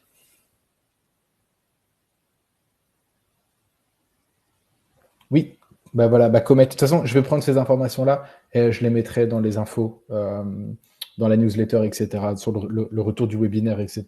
Comme ça, au moins, tout le monde aura ces informations-là. Il y a plein de groupes qui sont en train de faire des groupes de réflexion justement à propos de ça et qui vont permettre d'avoir des formations spécifiques. Alors voilà, j'espère que vous trouverez tous votre bonheur.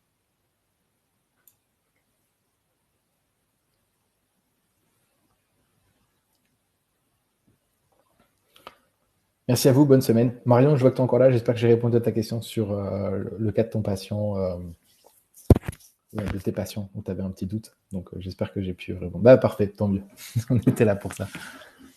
Mais ouais, il y aura pas mal de choses qui vont sortir dans les. Je pense que c'est une question aujourd'hui qui est un peu centrale dans nos pratiques, donc restons à l'affût, on aura les infos. Merci à tous, une bonne soirée, et je vous dis à bientôt.